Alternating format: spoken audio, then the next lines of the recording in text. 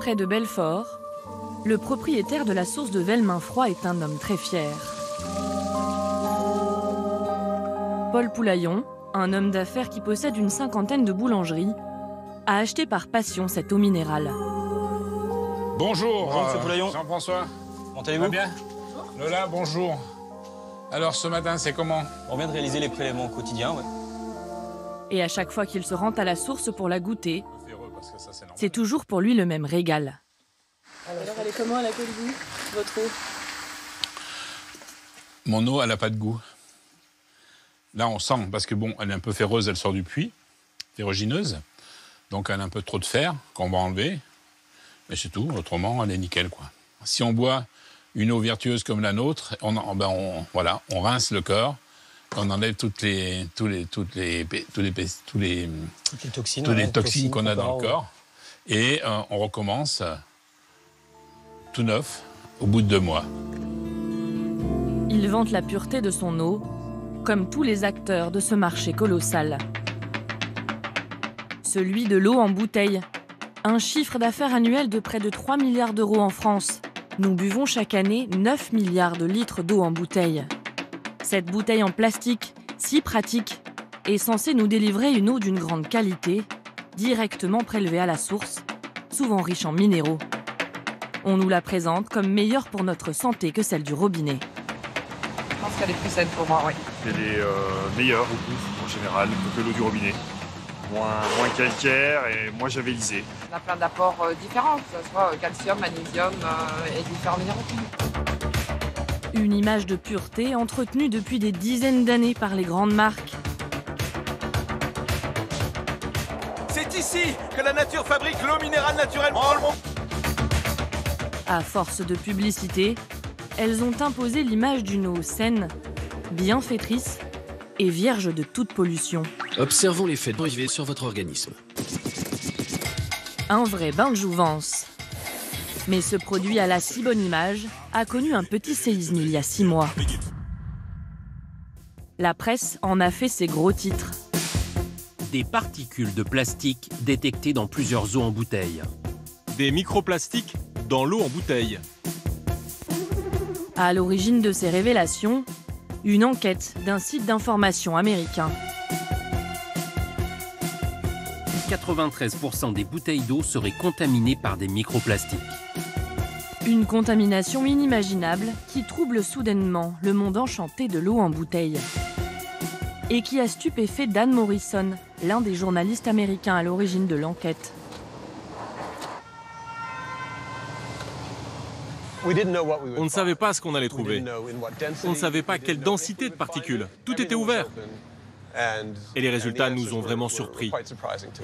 Dans certains cas, le nombre de particules était stupéfiant. Frappé par la pollution au plastique des océans et rivières, lui et ses collègues se sont demandé si des microparticules ne s'étaient pas infiltrées jusque dans nos bouteilles. Ils ont alors lancé une vaste analyse, pilotée par une scientifique spécialisée. On a collecté plus de 250 bouteilles des 5 continents, dans plusieurs villes de la plupart des pays. On voulait une grande diversité sur toute la planète, des marques internationales, mais aussi des marques nationales. Parmi les marques mises en cause, 2 sont commercialisées en France. Et même si les effets sur la santé sont pour l'instant inconnus, ces particules que l'on voit ici au microscope, c'est un scandale sanitaire en puissance, selon le journaliste. Des milliards de personnes boivent cette eau et la consomment tous les jours. Et le fait que personne ne sache exactement ce que ça veut dire montre qu'il faudrait se pencher sur le problème. Je pense que les gouvernements devraient étudier cela, les instances de contrôle devraient étudier cela et les producteurs d'eau en bouteille devraient aussi étudier cela. Alors comment en est-on arrivé là? Et faut-il renoncer à l'eau en bouteille pour se rabattre sur celle du robinet? Pourtant, cette eau que l'on achète en grande surface, elle nous coûte cher. La bouteille d'1,5 litre se vend en moyenne 50 centimes. Un prix 150 fois plus élevé que l'eau du robinet. Alors comment certaines d'entre elles peuvent-elles être contaminées avec des particules de plastique? Pour comprendre, nous avons demandé aux grandes marques d'eau de nous montrer comment elles travaillent. Mais la plupart d'entre elles appartiennent à des groupes agroalimentaires à la communication verrouillée. Au moment de notre demande de tournage, à les entendre, elles étaient toutes débordées. En fait, pour nous, la période estivale, c'est un peu compliqué. Comme il y a une activité qui est un petit peu plus importante à partir de l'été, là, ce sera malheureusement pas possible. Les unes après les autres, elles refusent notre reportage. Malheureusement, on va pas pouvoir faire suite. C'est une période qui est assez chargée pour eux et ils ne peuvent pas gérer ce tournage. Non, on ne fera pas le sujet avec vous. Une seule a accepté de nous ouvrir les portes de son usine. C'est la petite marque indépendante près de Belfort. Première question.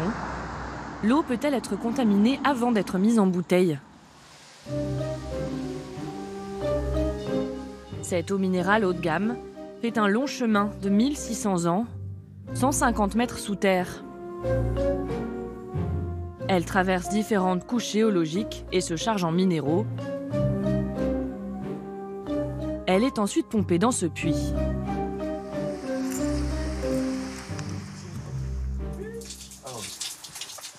Donc l'idée, c'est de s'étendre. Et pour en préserver la qualité, Paul Poulaillon achète régulièrement les terrains autour de sa source. Depuis 10 ans, on rachète des morceaux. Voilà. C'est ce qui fait que on arrive petit à petit à étendre notre périmètre de protection. À concentrer C'est pas pour être propriétaire terrien, hein. Non, c'est vraiment pour maîtriser ce qui se passe autour de notre captage. Il évite ainsi l'installation de décharges ou le développement d'activités agricoles qui pourraient polluer son puits. Du coup, les prélèvements effectués à la source montrent une qualité constante. Voilà, nos prélèvements du forage sont réalisés. Ensuite, toujours pour la préserver au maximum, l'eau n'entre jamais en contact avec l'air extérieur. Elle est acheminée via des tuyaux souterrains jusqu'à l'usine, 1,5 km plus loin. Ici, elle est immédiatement mise en bouteille, dans un environnement entièrement stérilisé. La machine qui remplit les bouteilles est placée dans un caisson étanche, un processus censé assurer sa pureté. Travailler sur cette machine qui est en surpression vous évite toute contamination aérienne, physique ou bactériologique. Ça peut être de la poussière, ça peut être une mouche qui passe par-ci par-là, des bactéries dans l'air. Sur des process par exemple plus longs, on pourrait avoir une contamination physique par des petites particules qui pourraient être amenées dans les bouteilles, mais voilà, nous, notre process, on l'a voulu le plus hygiénique possible. Si le trajet de l'eau est sécurisé, y a-t-il un risque du côté du plastique de la bouteille ?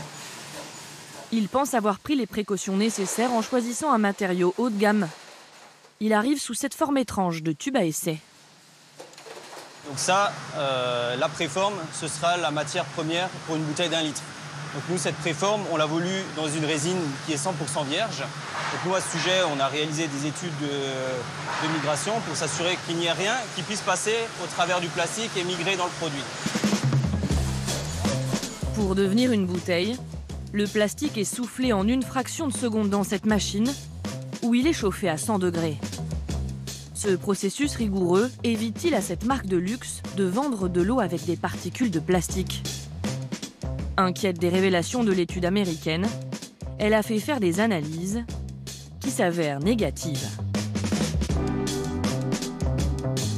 Alors pour les marques mises en cause qui nous vendraient de l'eau polluée, le problème est-il lié au mode de fabrication pas assez hermétique ou à la qualité du plastique utilisé ? Impossible de trancher à l'heure qu'il est, mais il y a quelqu'un qui a une autre hypothèse.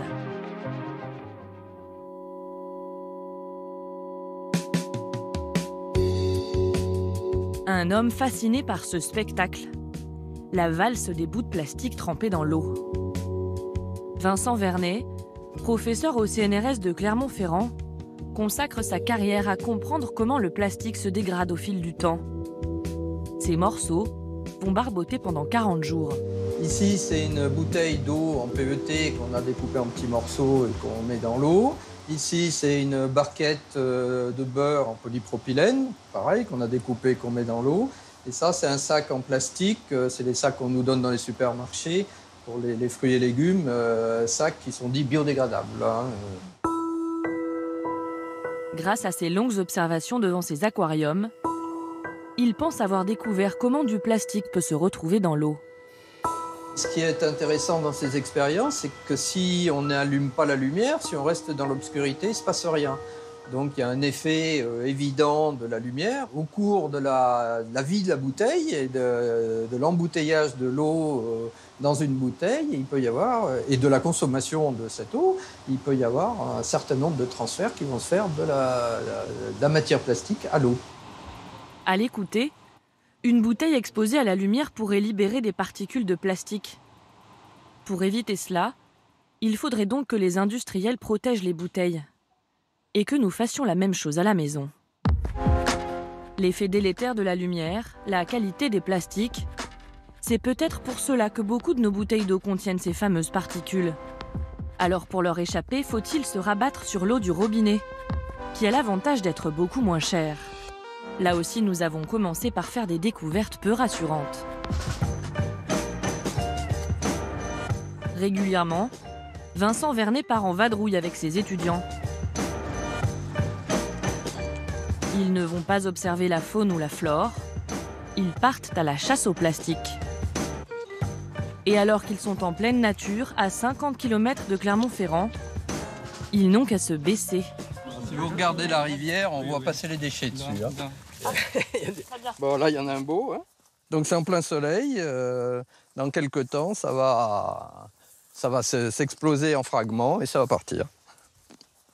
Comme à peu près partout en France, les rives de ce cours d'eau sont truffées de déchets, la plupart en plastique, comme cette paille. Bon, là, vous voyez, ça, l'arbre de Noël, là. Voilà. Hein, le sac en plastique, il s'est fragmenté, là, vous pouvez venir voir, là, c'est très beau, là. Il s'est complètement fragmenté, il s'enterre, là. C'est un objet qui est exposé au soleil, qui vieillit au soleil, et puis qui se retrouve dans les sédiments de la rivière. Ah, mais tiens! Eh ben voilà. Alors tous ces déchets plastiques finissent-ils par se décomposer en particules dans la rivière? Ce serait inquiétant quand on sait que 40% de l'eau du robinet est prélevée dans les fleuves et lacs. Dans l'autre sens, voilà, dans le sens du courant. Alors régulièrement, l'équipe de scientifiques fait des prélèvements. Tu savais pas que tu viendrais faire ça, Nicolas, hein? Qu'ils passent au crible à leur retour au laboratoire.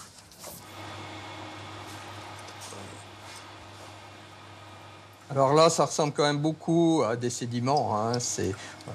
On ne voit pas vraiment de microplastiques, mais on peut commencer à se poser des questions. Ici, on a du blanc.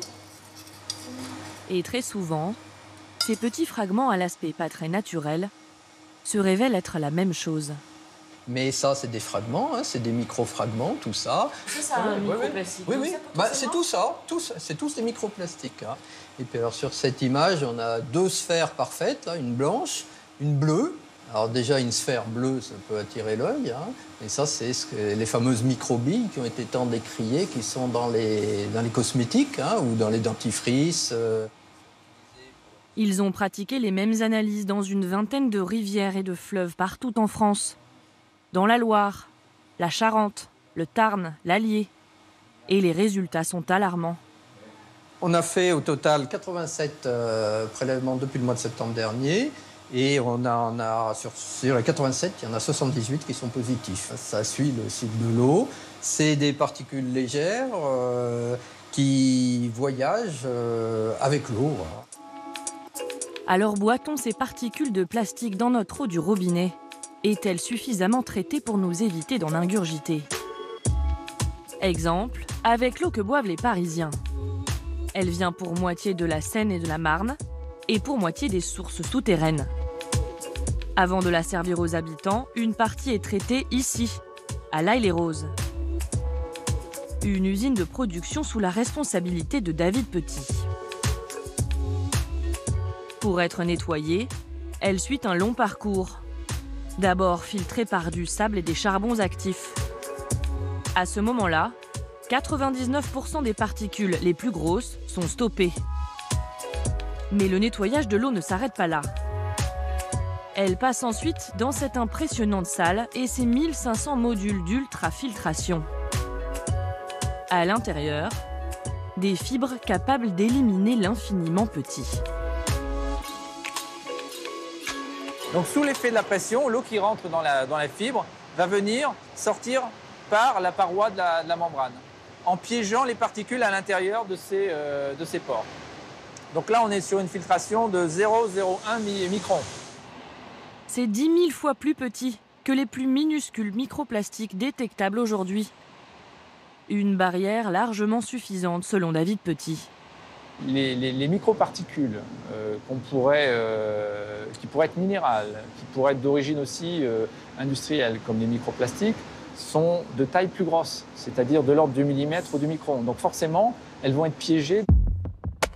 En résumé, pour éviter de boire des particules de plastique, il vaut mieux se passer des bouteilles et plutôt se servir au robinet. Mais notre dernière découverte pourrait bien tout remettre en cause. Car en fait, nous passons notre vie à respirer des particules de plastique. Sur les toits de l'université de Créteil, c'est ce que constatent depuis des années Johnny Gasperi et Bruno Tassin, chercheurs. Ils ont laissé retomber dans cet entonnoir tout ce qui est naturellement en suspension dans l'air. Et pour pouvoir ramasser toutes ces particules, ils font couler de l'eau pure. Pour récupérer tout ce qui s'est déposé par temps sec. Voilà. Je soulève. Voilà. Ah, il y a du monde, hein. On a récupéré tout ce qui était déposé sur les bords de l'entonnoir en période de temps sec. Depuis 2 semaines, en fait. Donc, du coup, on va aller filtrer ça en laboratoire sur un filtre. Et après, on va aller observer ce filtre au microscope. On y va, on va au labo. Et le résultat est à peine croyable. Ah bah voilà. Le hasard a fait qu'on tombe pile poil sur 2 grandes fibres. Parmi les poussières, les particules fines issues des carburants et autres polluants, des fibres plastiques. Elle fait 200 microns. Au final, on met un collecteur de retombées atmosphériques à 30 mètres du sol sur un toit. On ne s'attendait pas à ce qu'il y ait de fibres. Voilà. Ces fibres, nous les respirons non seulement en milieu urbain, ici en banlieue parisienne, mais aussi partout à la surface du globe. On retrouve ces fibres dans des lacs alpins qui sont complètement déconnectés de toute activité.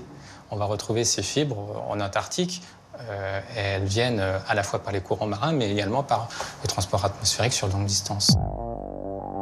Nous sommes donc immergés dans ces particules de plastique, et elles se mêlent à l'eau que nous buvons, que ce soit en bouteille ou au robinet. Nous les mangeons également à chaque repas. Si vous mettez le couvert chez vous, que vous mettez une assiette, le temps que vous prépariez le repas, que vous le mangiez, bah, vraisemblablement, il y a des fibres de ce type-là qui sont tombées dans votre assiette et que vous avez mangé. Contrairement à celles retrouvées dans l'eau, ces microparticules ne proviennent pas de nos déchets, mais d'une source plus inattendue, nos vêtements. Donc, dans ce sac, pour le pressing, nous avons une superbe polaire, voilà, 100% polyester. Donc, bah, voilà, on est sur un vêtement en plastique, un tricot, hein, des choses vraiment des vêtements de la vie de tous les jours. On voit que ça n'a rien d'extraordinaire. Voilà, acrylique, 82% acrylique, 18% polyester. Polyester, polyamide, acrylique, nylon. Tous ces textiles synthétiques se dégradent au moindre frottement, mais aussi dans les machines à laver. Leurs fibres se disséminent dans les eaux usées et partout dans l'atmosphère. Mais alors ces particules de plastique que l'on respire et que l'on boit, à quel point sont-elles dangereuses pour notre santé ? Il y en a un qui est plutôt inquiet. Mathieu Lazerge est professeur de chimie à la faculté de pharmacie de Paris. Aujourd'hui, aucune analyse complète n'a été faite sur les conséquences pour l'homme. En revanche, il existe une étude plutôt inquiétante sur les effets des nanoparticules de plastique, encore plus petites que les microparticules, sur les poissons. Donc les poissons ont des troubles neurologiques, ils se déplacent plus lentement dans l'aquarium, changent de direction moins souvent et se nourrissent également plus lentement.